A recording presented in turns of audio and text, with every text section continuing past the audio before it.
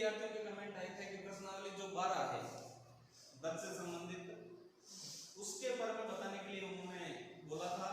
तो प्रश्नावली 12 के पर में बिल्कुल इजी है, सभी पर में आपको जल्दी सिद्ध करोगे तो सभी का तरीका सेम ही है। सभी में दो त्रिभुज बनेंगे, दोनों को सर्वंक्षम सिद्ध करना है, सेम ही चीज क्वेश्चनों में है लगभग, उसी तरीके से सब क्वेश्चन भी हल करने हैं। अगर अपन प्रमेय की बात करते हैं इस प्रश्नावली के, तो इस प्रश्नावली में जो मुख्य प्रमेय है वो अपने क्या है कि अगर दो जीवों की लंबाई समान होती है, यानी दो जीवों की लंबाई माप है वो बराबर होगी, तो उनकी केंद्र से दूरी बराबर होती है, केंद्र पर बना कोण बराबर होता है। ये जो मुख्य प्रमेय है वो इस प्रश्नावली से रिलेटेड है, यानी कि दो जीवाएं समान होने पर केंद्र पर बना कोण, केंद्र से दूरी और भी कोई माप होगी वो उनके आपस में क्या होगी, समान होगी। तो ये प्रमेय अपन समझ लेते हैं। प्रश्नावली 12 के कुछ प्रमेय हैं, वो सभी में जो तरीका है वो आपके एक ही तरीका है, सेम ही तरीके से हल करना है। तो जैसे क्वेश्चन अपने बनेगा वो इस प्रकार बनेगा,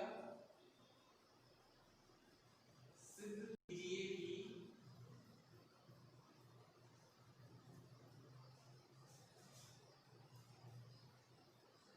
दो समान लंबाई की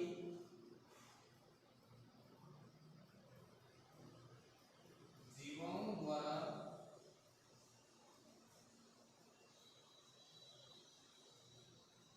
केंद्र पर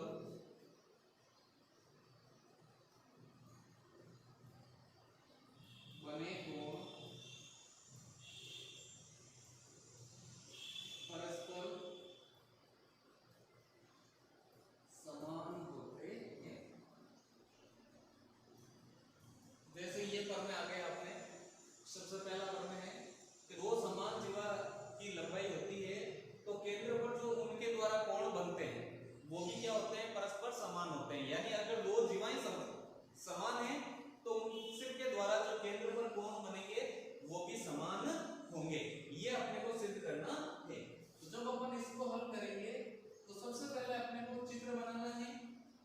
बात हो रही है जीवाओं की, जीवा किसके अंदर बनती है, वृत्त के अंदर। तो अपन सबसे पहले क्या बनाएंगे, एक वृत्त बना लेते हैं जिसका केंद्र मानते हैं O। फिर क्वेश्चन में देखो क्या लिखा हुआ है, दो समान लंबाई की जीवाएं, यानी इसमें जीवाएं कितनी खींचनी है, दो, जिनकी लंबाई क्या है, समान है। तो अपन इस चित्र में इस सूरत में कहीं भी दो जीवाएं खींच लेते हैं। ये मान लेते हैं पहली जीवा है ए बी और दूसरी जीवा में इधर खींच देता हूं, मान लो जिसका नाम रख देते हैं अपन सी डी। ये दो जीवाएं है जिनकी लंबाई क्या है, क्वेश्चन के अनुसार बराबर है, समान है। अब आगे लिखा हुआ है जीवाओं द्वारा केंद्र पर बने कोण। अब जीवाओं द्वारा क्या करना है, केंद्र पर कोण बनाना है। तो इस जीवा द्वारा केंद्र पे कोण बनेगा, क्या करेंगे, जीवा के इस सिरे को और इस सिरे को केंद्र से मिला देंगे। तो ये हो गया इस जीवा द्वारा केंद्र पर बना कोण। दूसरी जीवा द्वारा केंद्र पे कोण बनाना है, दूसरी जीवा के सिरे, जो दोनों सिरे हैं, इस सिरे को और इस सिरे को केंद्र से मिला देंगे। तो ये हो गया इस जीवा द्वारा केंद्र पर बना कोण। तो ये दोनों कोण क्या होंगे, समान होंगे, ये अपने को सिद्ध करना है। तो सबसे पहले जो दिया गया है वो लिखेंगे अपन। तो क्वेश्चन में अपने को क्या दिया हुआ, देखो दो समान लंबाई की जीवाएं हैं। तो जीवा कौन कौन सी है, ए बी और सी डी, जो आपस में क्या है, समान है। तो वो अपन लिखेंगे जीवा ए बी के बराबर है जीवा सी डी, ये दिया हुआ है। सिर्फ क्या करना है, इनके द्वारा केंद्र पर जो कोण बनेंगे वो क्या होंगे, समान होंगे। अब लिखते हैं जो अपने को सिद्ध करना है। सिद्ध क्या करना है, केंद्र पर बने कोण बराबर होंगे। तो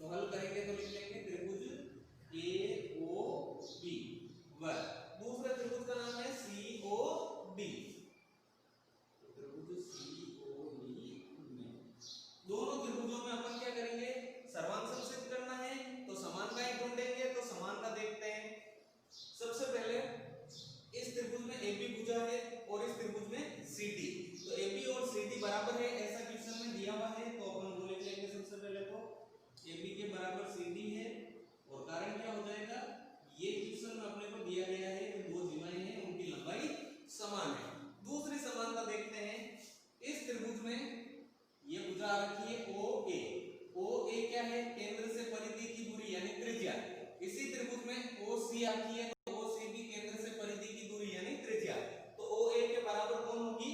OC। और कारण क्या है? दोनों त्रिज्याएं हैं। किसी भी वृत्त में त्रिज्याएं जितनी भी होती है उनकी माप समान होती है। इसी प्रकार देखो इस त्रिभुज में OB क्या है? त्रिज्या, और इस त्रिभुज में OD क्या है? त्रिज्या, तो OB के बराबर क्या हो जाएगी? OD। और इसका भी कारण क्या है? दोनों क्या है? त्रिज्याएं हैं। तो अपने को सर्वांग सिद्ध करने के लिए तीन समानताएं ढूंढनी होती है। तो यहाँ तीन समानताएं आ गई, भुजा भुजा भुजा, तीनों ही भुजाएं हैं, तो भुजा भुजा भुजा यानी कि इंग्लिश में बोले तो उसको एस एस एस यानी साइड साइड साइड नियम से दोनों त्रिभुज आपस में क्या हो जाएंगे? सर्वांगसम। तो त्रिभुज AOB सर्वांगसम होगा त्रिभुज COD। अब ये दोनों त्रिभुज सर्वांगसम है, तो सर्वांगसम है तो सर्वांगसम में क्या होता है? सभी भुजाएं और कोण बराबर होते हैं। तो इसलिए इस त्रिभुज का कोण ये वाला AOB और इस त्रिभुज का ये कोण COD आपस में क्या हो जाएगा? समान हो जाएगा। तो AOB के बराबर हो जाएगा COD। तो ये अपना है वो इस प्रकार सिद्ध हो जाएगा। इसी प्रश्नावली में और बार में पूछा जाता है कि सिद्ध कीजिए कि दो जीवाओं की लंबाई समान है तो केंद्र में बना कोण बराबर होता है। दूसरा प्रमेय क्या है इसका? कि अगर दो जीवाओं की लंबाई समान होती है तो केंद्र से दूरी भी समान होती है। ये दूसरा प्रमेय है, तो वो भी अपन कर लेते हैं। बिल्कुल सेम ही तरीके से आपको करना है, कोई विशेष इसमें है नहीं, सर्वांग सिद्ध करके करना पड़ेगा। तो थोड़ा सा क्वेश्चन चेंज हो जाएगा। सिद्ध कीजिए कि दो समान लंबाई की जीवाओं की, दो समान लंबाई की जीवाओं की केंद्र से दूरी क्या होती है? समान होती है। केंद्र से दूरी भी समान होती है। तो ये प्रमेय है अपना सेकंड नंबर, बिल्कुल इजी है। सिद्ध कीजिए कि दो समान लंबाई की जीवाओं की केंद्र से दूरी भी समान होती है। यानी कहने का तात्पर्य क्या है? अगर दो जीवाओं की लंबाई समान है तो उनकी केंद्र से दूरी भी क्या होगी? समान होगी। तो इसको भी अपन चित्र बना के करते हैं। सबसे पहले एक वृत्त बनाएंगे, क्योंकि जीवा का क्वेश्चन है तो जीवा वृत्त में होती है। केंद्र मान लेते हैं O, दो जीवाएं खींच लेते हैं पिछले प्रश्न की तरह ही, क्योंकि यहाँ दो जीवाओं की बात हो रही है। तो पहली जीवा AB, दूसरी मान लेते हैं CD। ये दोनों जीवाएं हो गई। पिछले प्रश्न में क्या था? केंद्र पे बना कोण बराबर होता है, तो केंद्र पे कोण बनाया हमने दोनों सिरों को यहाँ से मिला के। इसमें केंद्र का कोण तो है नहीं, इसमें क्या है? दोनों जीवाओं की केंद्र से दूरी बराबर होती है। तो इस केंद्र से इस जीवा की दूरी ये होगी, केंद्र से जीवा की दूरी ये वाली, और दूसरे के लिए ये केंद्र से ये इस जीवा की दूरी हो जाएगी। तो ये वाली दूरी और ये वाली दूरी आपस में क्या होगी? समान होगी। अब अपने को ध्यान क्या रखना है? किसी भी रेखाखंड से अगर कोई बाहर बिंदु है उससे दूरी निकालनी होती है, तो वो दूरी उसका क्या होती है? लंब होती है। क्या होती है? लंब। तो ये क्या होगा? लंब, और ये भी क्या होगा? लंब। अब कोई चित्र त्रिभुज का तो बन नहीं रहा है, तो इसलिए क्या करते हैं अपन? इस सिरे को यहाँ से मिला देंगे, इसको यहाँ से मिला दिया, इसी प्रकार इसको यहाँ से मिला देंगे। ये अपने हो जाएगी रचना। यहाँ नए बिंदु आ रहे हैं, इसको मान लेते हैं E और F। सबसे पहले जो दिया गया है वो लिखेंगे। प्रश्न में दिया हुआ था जीवाओं की लंबाई क्या है? समान, तो लिख लेंगे जीवा AB के बराबर है जीवा CD। ये प्रश्न में दिया हुआ है। सिद्ध क्या करना है? जीवाओं की लंबाई है वो समान होती है, सॉरी केंद्र से दूरी है वो समान होती है। तो इस जीवा की केंद्र से दूरी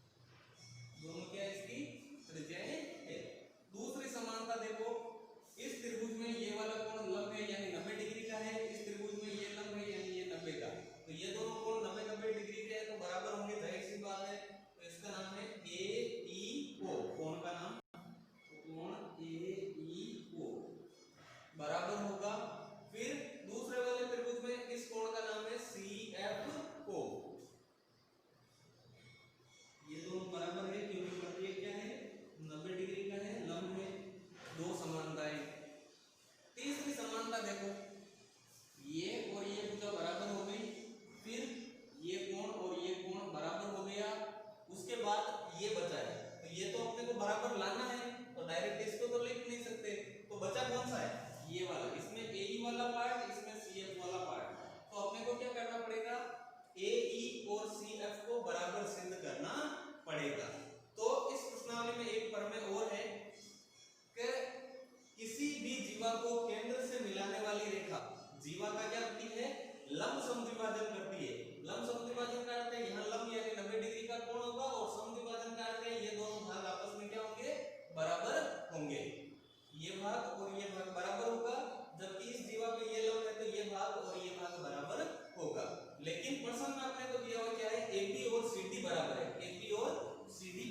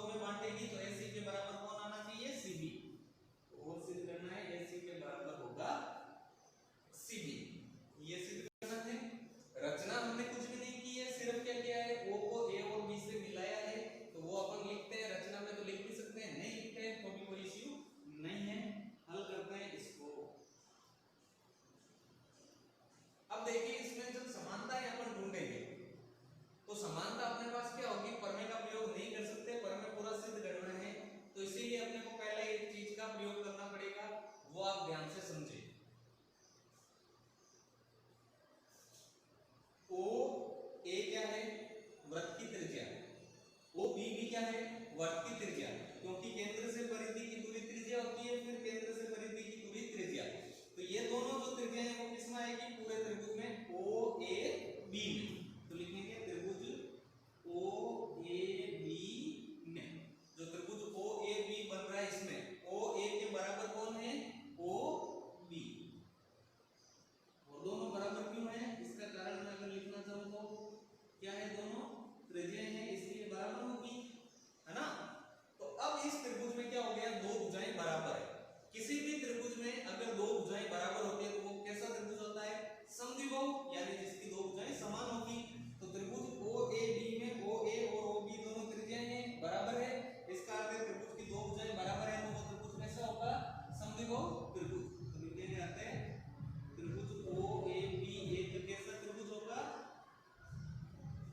समद्विबाहु त्रिभुज होगा।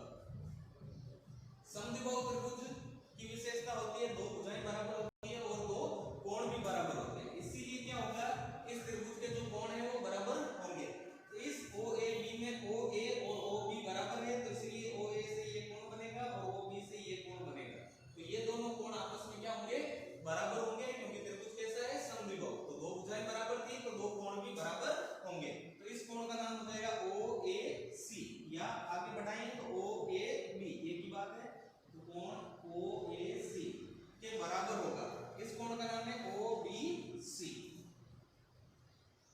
ये आपने समानता आ जाएगी पहली विशेषता के आधार पर। अब चित्र में देखो दो त्रिभुज बन रहे हैं, ये पहला त्रिभुज है, ये दूसरा, दोनों को क्या करना है, सर्वांश सिद्ध करना है, इस त्रिभुज का नाम है ओ सी ए, तो आगे लेकर लिख देता हूं त्रिभुज ओ सी ए, दूसरा त्रिभुज बन रहा है ओ सी बी,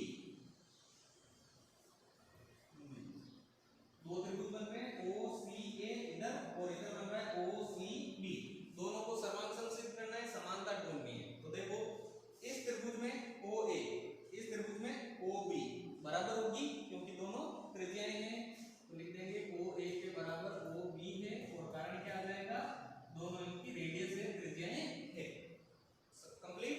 दूसरी समानता देखो, इस त्रिभुज में ओ सी है और दूसरे वाले त्रिभुज में भी ओ सी भुजा रखी है, तो दोनों में ओ सी भुजा है, तो लिख देंगे ओ सी के बराबर ओ सी है, और कारण क्या हो जाएगा, दोनों में आ रखी है, कॉमन है, यानी कि उभयनिष्ठ भुजा हो जाएगी।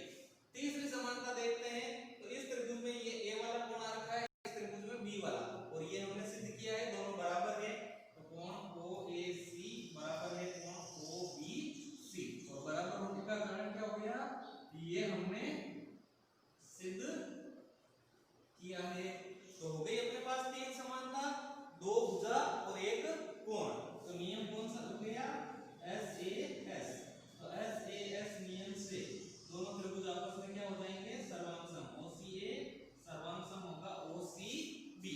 अब अगर दो त्रिभुज सर्वांशम होते हैं तो उसकी सभी भुजाएं और कोण बराबर होते हैं, इसीलिए इस त्रिभुज की एसी भुजा और इस त्रिभुज की सीबी भुजा आपस में क्या होगी, बराबर होगी, सी के बराबर होगी सीबी, दोनों भुजाएं बराबर होगी, साथ में कोण भी बराबर होते हैं, तो इस त्रिभुज का ये वाला कोण और इस त्रिभुज का ये वाला कोण भी क्या होगा, बराबर, इस कोण का नाम है ओ सी ए, कोण ओ सी ए बराबर होगा, इसका नाम है ओ सी बी।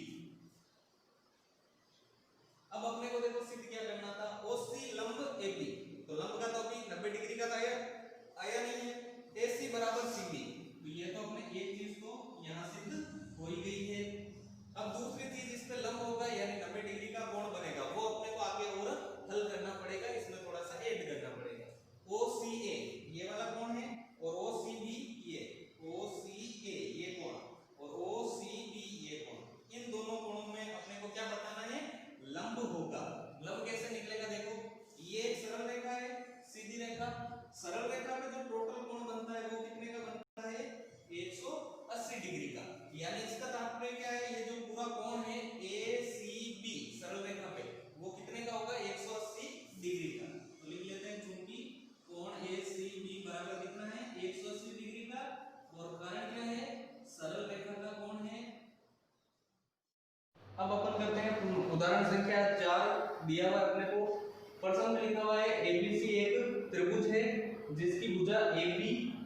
ABC और CA, ये 3 भुजाएं हैं जो किसी वृत्त को L, M और N बिंदु पर स्पर्श करती है। यानी त्रिभुज की तीनों भुजाएं हैं वो वृत्त को स्पर्श कर रही है और स्पर्श बिंदुओं के नाम है L, M और N।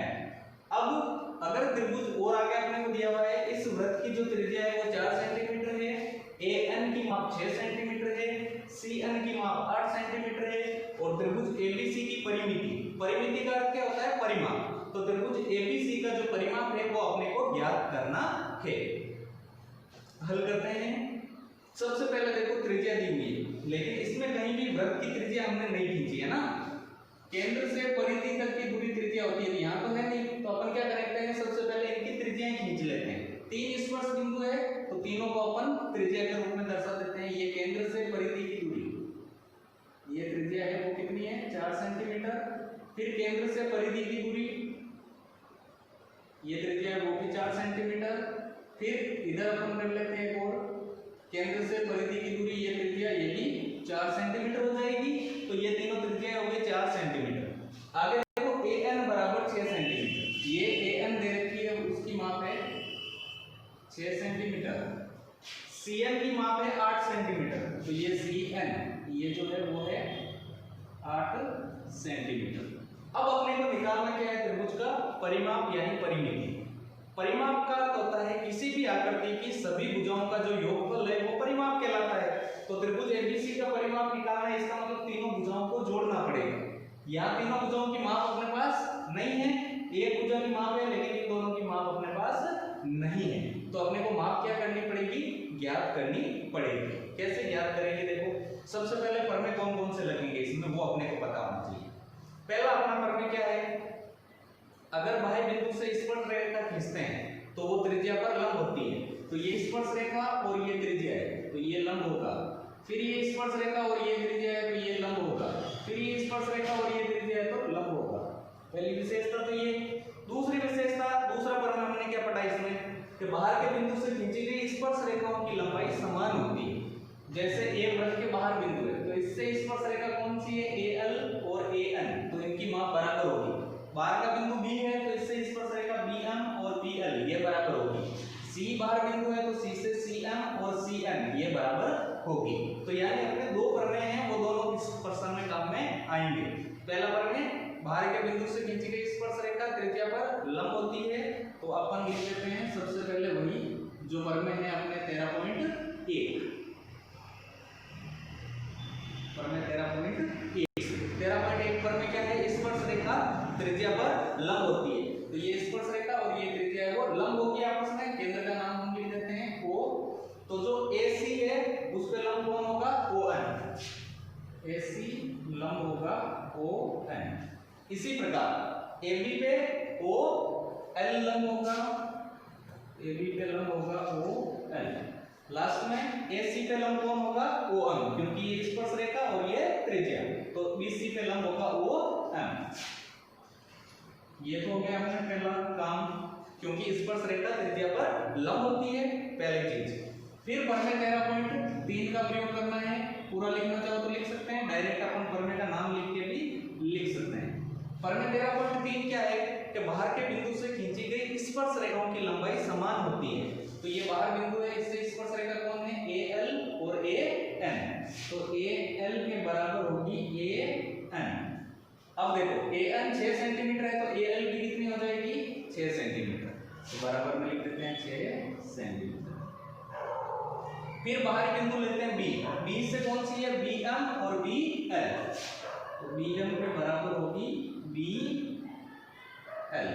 तीसरा बिंदु है बाहर की तरफ C से स्पर्श रेखा है CM और CN। तो CM के बराबर होगी CN। कितनी होगी? CN 8 है तो ये भी 8, तो बराबर 8 सेंटीमीटर। अब यहाँ पे BM और BL की माप अपने पास नहीं है तो अपन इसको मान लेते हैं X। कितनी मान लेंगे? X।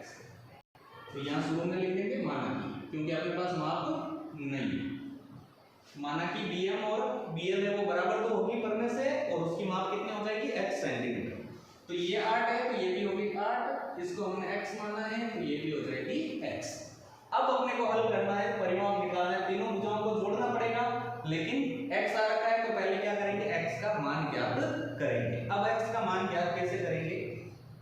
बड़े वाला जो त्रिभुज है उसका अपने को निकालना पड़ेगा क्षेत्रफल, एबीसी का क्षेत्रफल।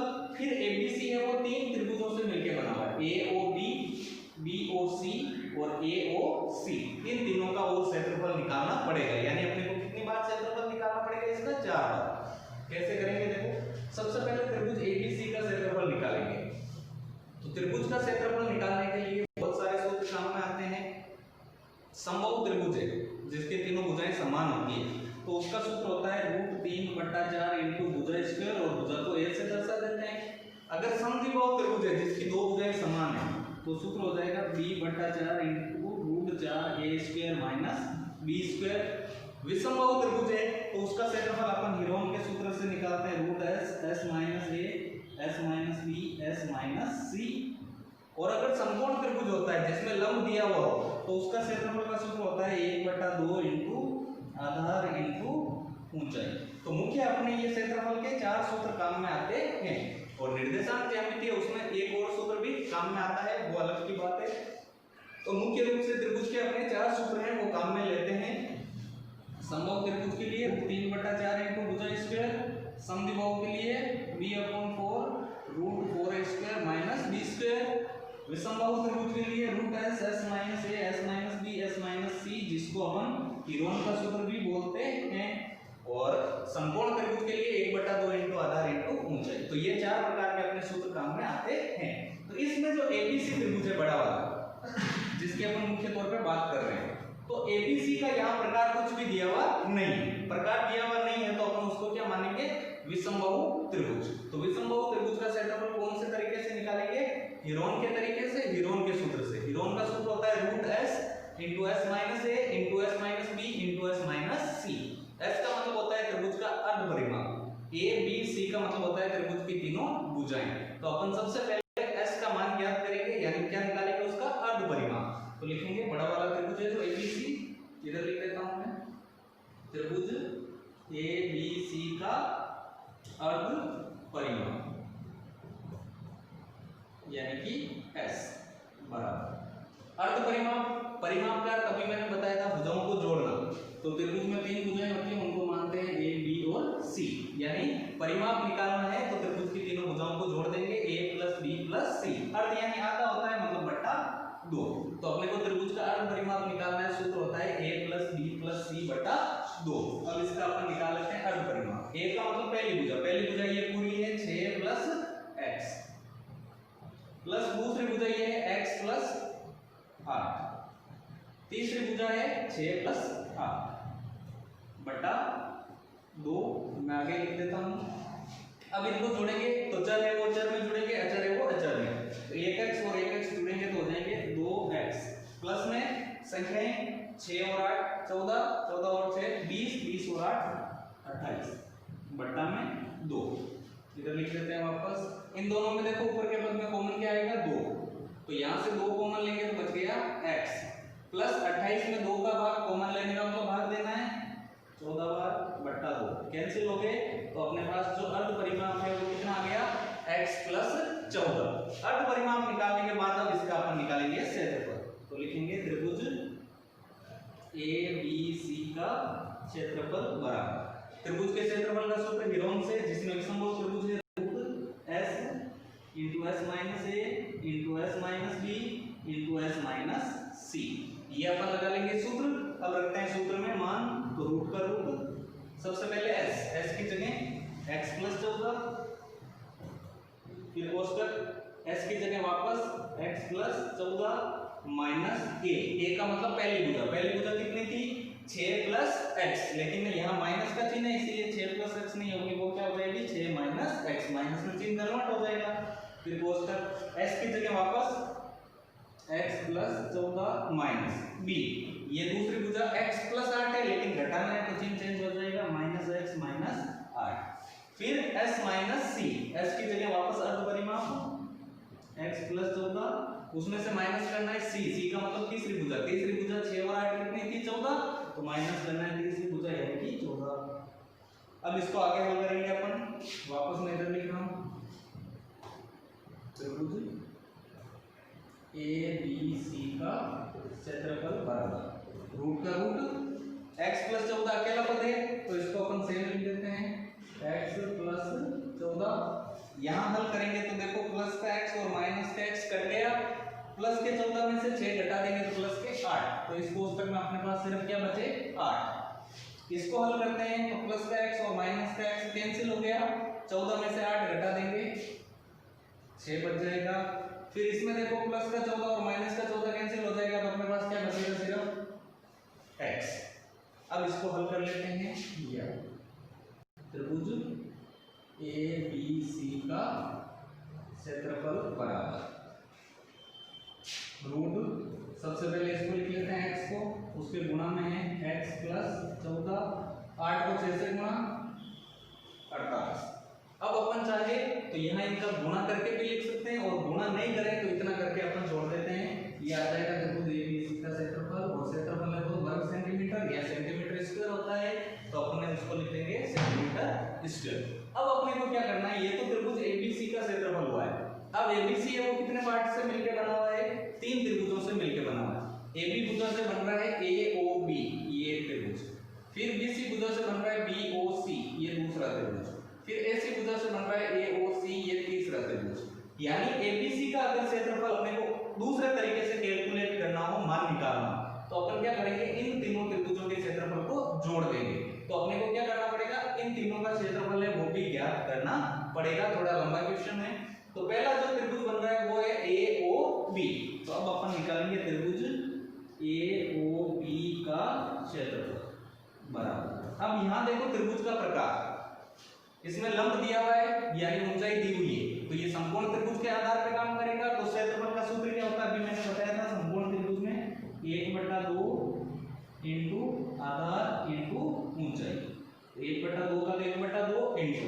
अब इस त्रिभुज का आधार कौन सा होगा, आधार ये होगा, तो आधार की जगह 6 प्लस x इंटू ऊंचाई।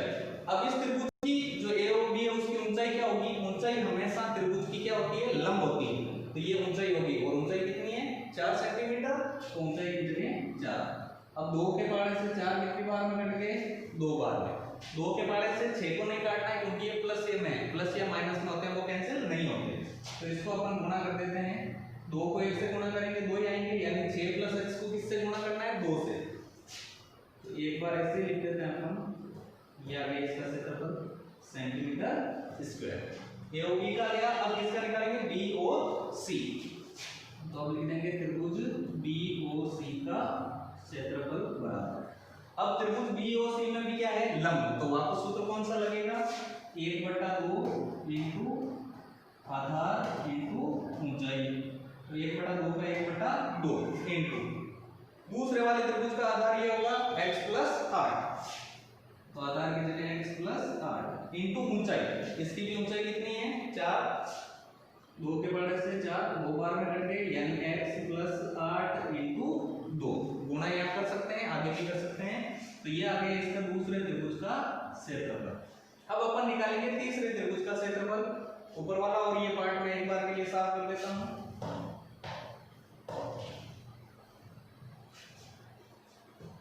अब जो अपने तीसरा त्रिभुज बन रहा है उसका नाम क्या है, AOC, तो अपन लिखेंगे त्रिभुज AOC का क्षेत्रफल बराबर। अब AOC त्रिभुज है उसमें भी क्या है, लंब, यानी सूत्र कौन सा लगेगा, वापस 1/2 इंटू आधार इंटू ऊंचाई, तो 1/2 का 1/2 इंटू।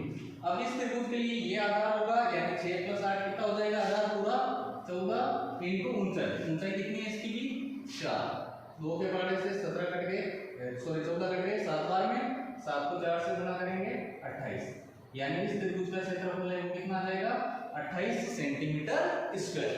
तीनों का क्षेत्रफल आ गया। अब तीनों को मिलाएंगे अपन, तीनों को जोड़ दें तो क्या बन जाता है, बड़ा वाला त्रिभुज। तो इसको अपन दूसरी भाषा में कैसे लिख सकते हैं, त्रिभुज ABC का क्षेत्रफल बराबर, यानी जो त्रिभुज ABC का क्षेत्रफल निकालना है उसके लिए अपन इन तीनों त्रिभुजों के क्षेत्रफल को क्या करेंगे, जोड़ेंगे, तो बराबर होगा त्रिभुज AOB का क्षेत्रफल प्लस दूसरा है त्रिभुज BOC का क्षेत्रफल प्लस तीसरा त्रिभुज है AOC का क्षेत्रफल। तीनों का क्षेत्रफल अगर जोड़ देंगे तो बड़ा वाला त्रिभुज अपने पास प्राप्त हो जाएगा। अब अपन मान रख लेते हैं या त्रिभुज ABC का क्षेत्रफल, या हमने निकाला था त्रिभुज ABC का क्षेत्रफल कितना आया था, x प्लस 14 इंटू 48 बराबर AOB का क्षेत्रफल, AOB का कितना आया था 6 प्लस x इंटू 2, आगे प्लस का चिन्ह। त्रिभुज BOC का क्षेत्रफल, BOC का कितना आया था x प्लस 8 इंटू 2, फिर प्लस त्रिभुज AOC का क्षेत्रफल, AOC का क्षेत्रफल हमने निकाला था कितना आया था 28। अब इसको मैं साफ कर देता हूं, अपन आगे पूरा क्लियर कर लेते हैं। अब यहाँ अपन चाहे तो गुणा, मैंने बताया आपको कर सकते हैं, नहीं करना चाहे तो कोई जरूरी नहीं है। तो एक बार के लिए इसको गुणा नहीं करते हैं, सेम लिख देते हैं x into x plus 14 into 48 बराबर, यहाँ इनका अगर गुणा कर देते हैं, 6 को 2 से गुणा करेंगे 12 प्लस x को 2 से 2x, आगे प्लस x को 2 से 2x प्लस 8 को 2 से गुणा 16 और आगे प्लस 28 का प्लस 28। इस पार्ट को एक बार के लिए फिर से अपन सेम रख देते हैं, आगे हल कर लेंगे इसको बराबर में। देखो अभी हमने किया था चर में चर जोड़ देंगे तो 2x प्लस 2x कितना हो जाएगा 4x, प्लस संख्याओं को जोड़ेंगे तो 12 और 16 28, 28 में और 28 जोड़ेंगे 56 कंप्लीट। अब अपने को देखो इसका क्या निकालना है, क्षेत्रफल दोनों का बराबर हमने लिख दिया था, लेकिन इस तरफ रूट है इस तरफ रूट नहीं है, तो अपने को दोनों को किस में कन्वर्ट करना है, रूट हटाना है। तो रूट हटाने के लिए दोनों तरफ क्या किया जाता है, वर्ग किया जाता है। तो लिख देंगे दोनों तरफ क्या करने पर, वर्ग करने पर। वर्ग क्यों करने हैं, क्योंकि एक तरफ रूट में संख्या है, तो दोनों तरफ वर्ग करने पर। किसी भी रूट वाली संख्या का वर्ग करते हैं तो रूट हट जाता है, तो जैसे इसका वर्ग करेंगे तो रूट हट जाएगा, यानी यहाँ सीधा आ जाएगा x into x plus 14 into 48 बराबर। इसका वर्ग करना है तो इसको अपन वर्ग के रूप में लिख देंगे 4x प्लस 56 का वर्ग। इस तरह वर्ग रूट हट गया वर्ग करने पर, और इसको वर्ग में लिख देंगे। ये गुणा इसको अपने को करना नहीं है एक बार, तो x into x plus 14 into 48 बराबर। इधर a प्लस b का होल स्क्वायर सर्वसम्मी का लगा सकते हैं, या दूसरा तरीका देखो, इसमें 4 का भाग जा रहा है, इसमें भी 4 का, तो अपन 4 क्या करते हैं कॉमन ले लेते हैं, यहाँ से 4 कॉमन ले लेंगे तो x प्लस 56 में 4 का भाग 14 बार और होल स्क्वायर था, तो इस पूरे का अपन क्या कर देंगे होल स्क्वायर।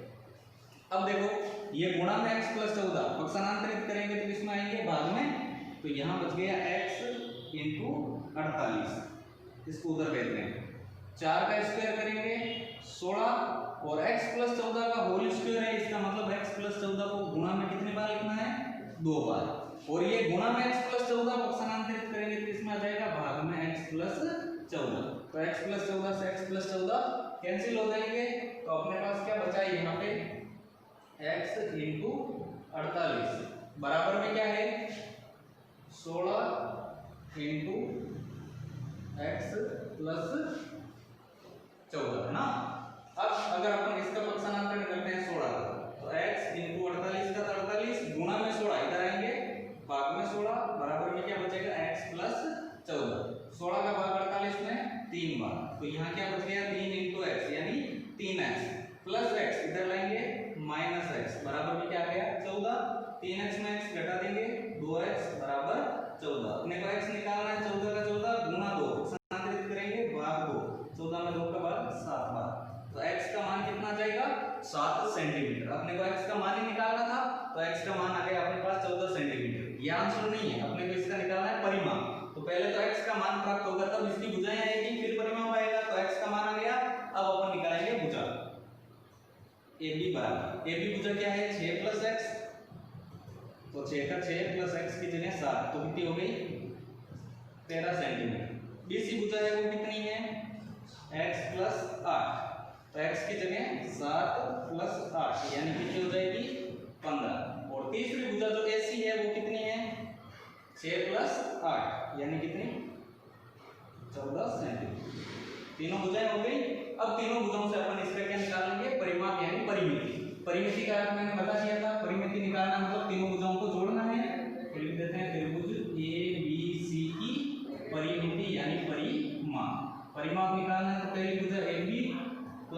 भुजा BC, उसमें प्लस करना है तीसरी भुजा AC, तीनों को जोड़ देंगे तो वो उसका क्या होगा, परिमाप यानी परिमिति। पहली भुजा 13 प्लस दूसरी भुजा 15 प्लस तीसरी भुजा 14। अब इनको जोड़ना है अपने को, 15 और 13 जोड़ेंगे 28, 28 में 14 जोड़ेंगे 42। तो जो परिमाप है वो कितना आ जाएगा इसका, 42 सेंटीमीटर। तो इस प्रकार का ये क्वेश्चन काफी बड़ा क्वेश्चन है, बहुत कम चांसेस ये पूछा जाता है, फिर भी एक दो बार बोर्ड एग्जाम में पूछा गया है। 6 अंक के रूप में पूछ सकते हैं या 3 में भी पूछा जाता है, तो इसीलिए ये अपने को करना है कंप्लीट। तो आज जो दो इंपॉर्टेंट क्वेश्चन थे, चौथा क्वेश्चन प्रश्नावली का और ये उदाहरण 4, वो हमने समझे हैं। ज्यादा से ज्यादा विद्यार्थियों तक शेयर करें इस वीडियो को। कोई भी प्रॉब्लम हो कमेंट बॉक्स में कमेंट करें।